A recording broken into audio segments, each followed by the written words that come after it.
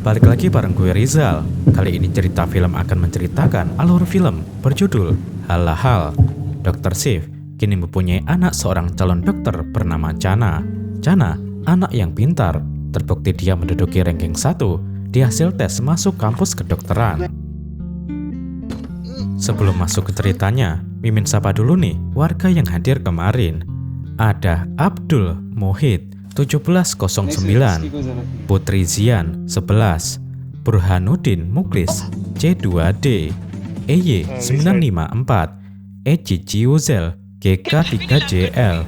Bagi warga yang ingin disapa selanjutnya, silahkan kasih komentar terbaik buat Mimin ya.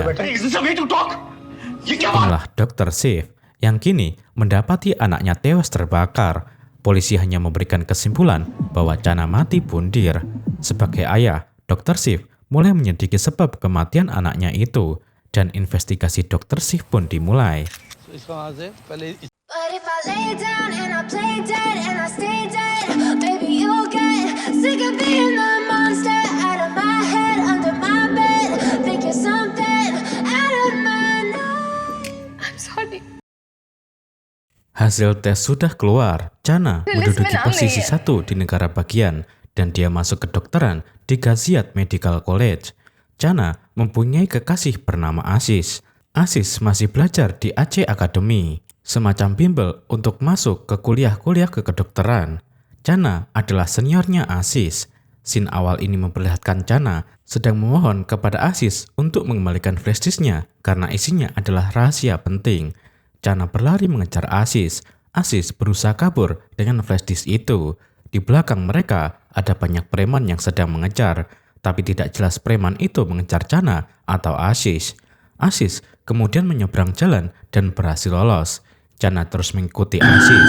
Di saat Chana menyeberang, Chana ditabrak truk dengan kencang dan meninggal. Para preman melihat mayat Chana, langsung menyiraminya dengan gas dan membakarnya. Dr. Shiv ditelepon Kapolsek. Dia mengatakan kepolisian menemukan mayat Chana terbakar. Dr. Shiv beserta istrinya bergegas ke sana untuk bertemu dengan Kapolsek. Kapolsek mengatakan kepada Dr. Shiv, "Kami menemukan KTP Chana yang setengah terbakar. Kami langsung memanggilmu dokter, tetapi mayat Chana hancur terbakar sehingga sulit untuk mengidentifikasinya."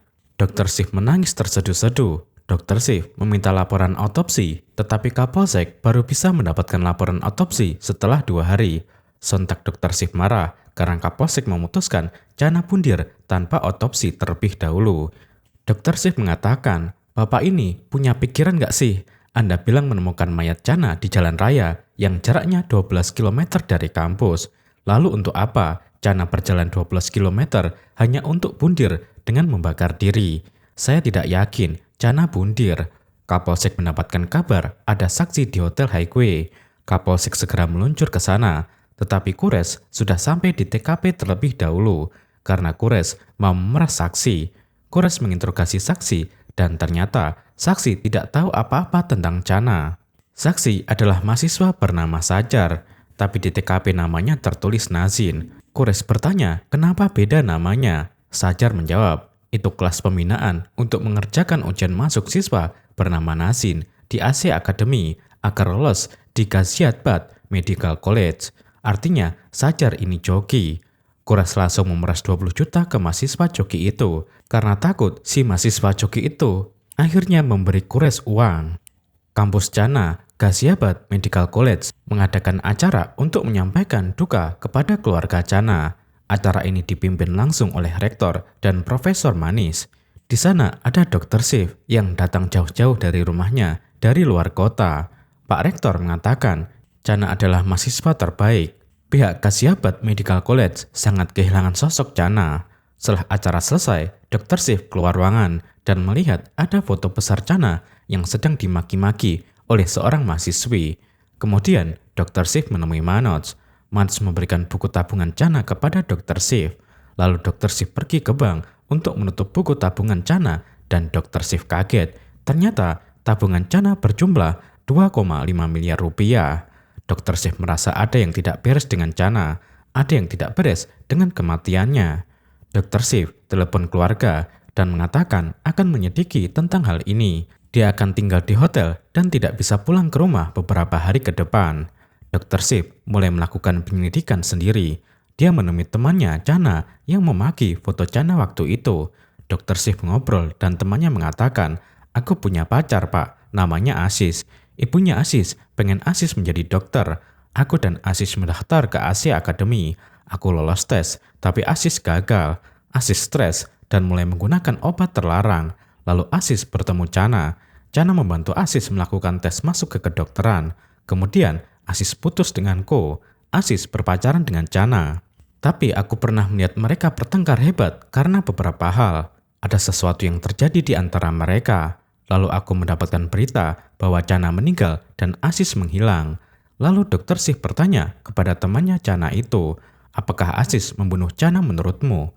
Gadis itu tidak menjawab.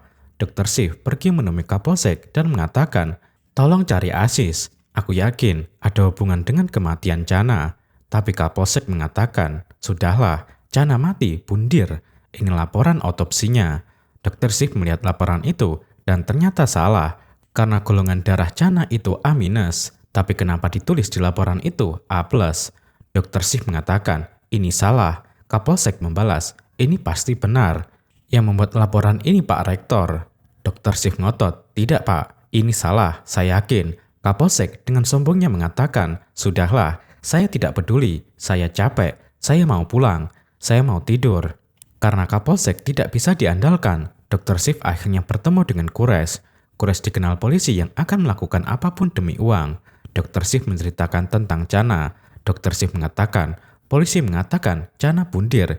Tidak mungkin itu. Saya tahu anak saya. Chana mengajar di Asia Academy. Saya punya keyakinan dia dibunuh. Saya yakin Manoj dan Asis terlibat. Asis sekarang menghilang."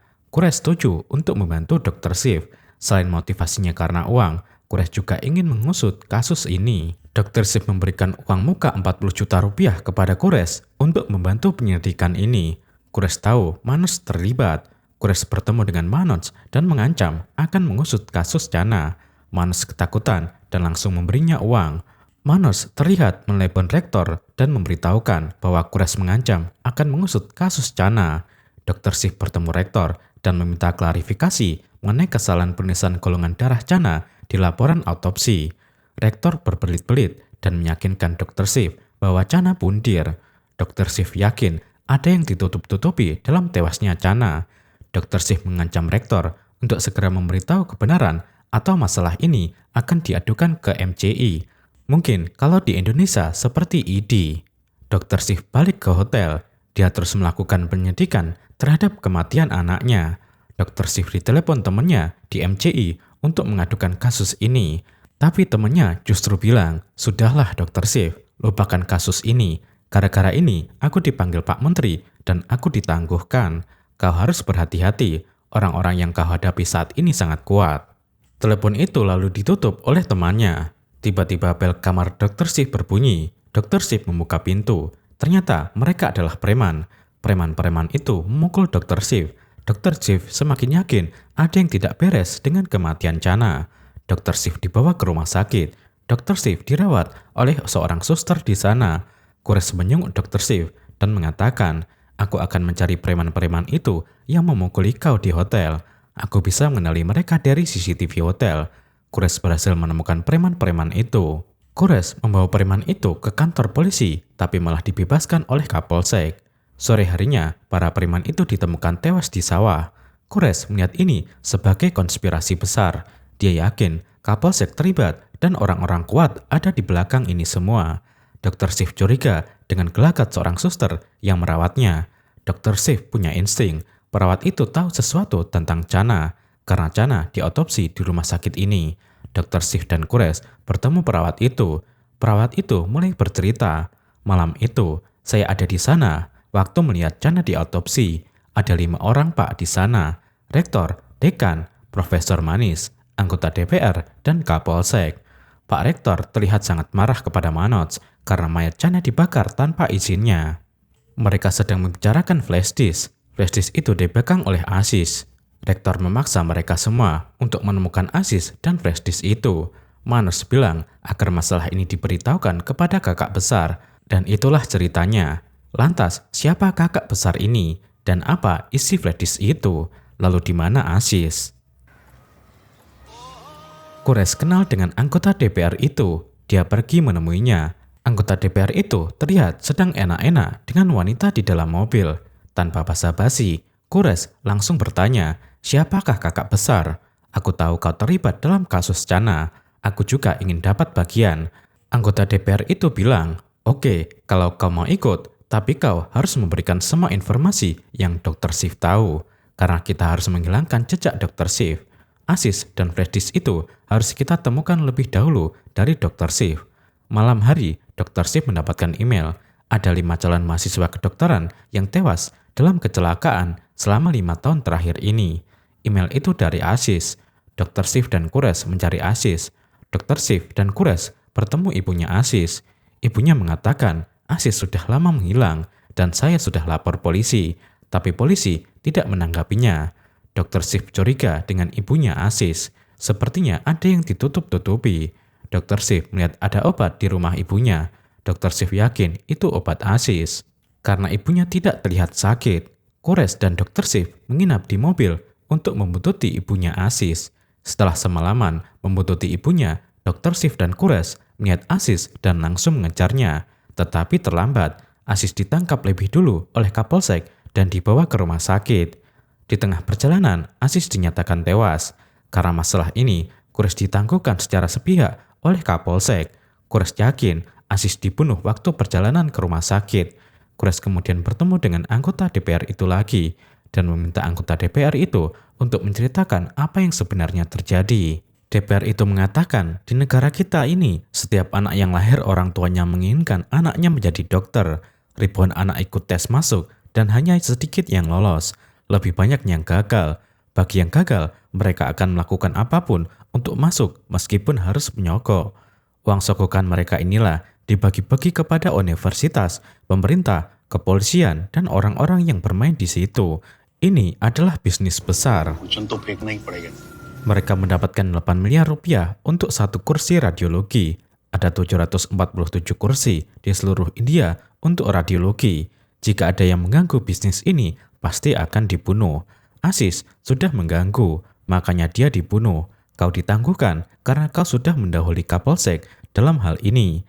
Keesokan paginya, Dr. Shiv menerima email lagi dari seseorang tak dikenal tentang kebobrokan rektor. Dr. Shiv datang ke kantor rektor dan di sana ada Profesor Manis juga. Dr. Shiv mengancam rektor akan membuka kebobrokan ini semua kalau rektor tidak berbicara yang sesungguhnya tentang kematian Chana. Setelah keluar ruangan, Profesor Manis bertemu Dr. Shiv dan ngobrol dengan Dr. Shiv. Di sini terlihat Profesor Manis mengaku dialah yang mengirim email tentang kebobrokan rektor itu. Profesor Manis ingin memberikan flash disk itu kepada Dr. Shiv dengan memeras Dr. Shiv sebesar 1 miliar rupiah. Tidak puas hanya memeras Dr. Shiv, Profesor Manis juga memeras rektor 10 miliar rupiah.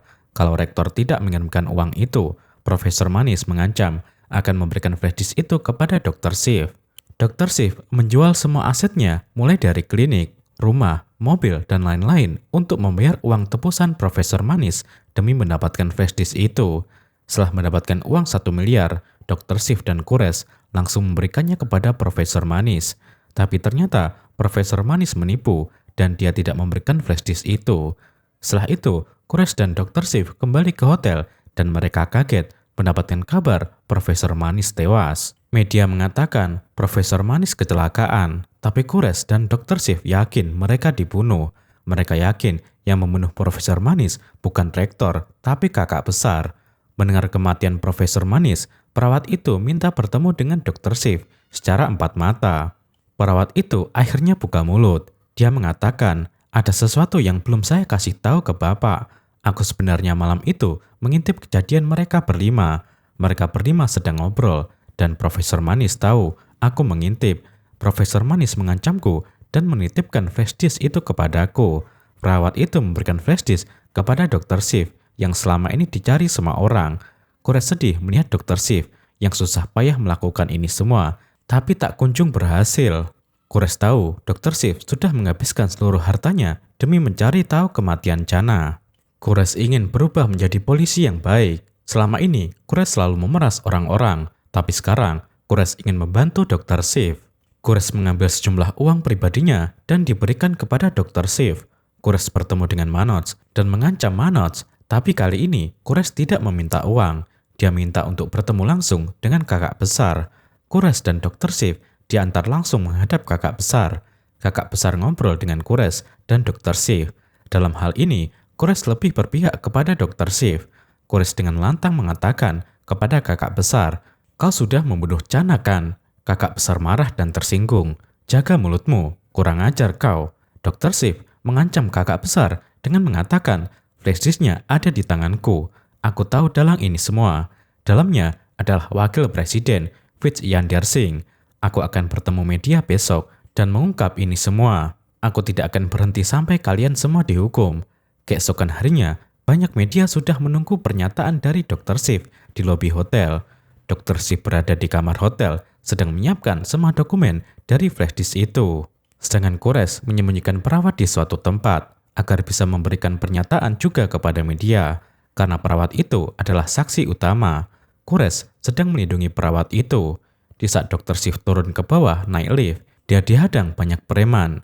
Preman itu membawa Dr. Shiv ke atap hotel. Di sana ada kakak besar dan rektor. Mereka bertiga mulai mengobrol. Dr. Shiv memegang erat dokumen rahasia itu yang didapatkan dari flash disk. Kakak besar dan rektor mengungkapkan yang sebenarnya terjadi tentang kematian Chana. Rektor mulai bercerita.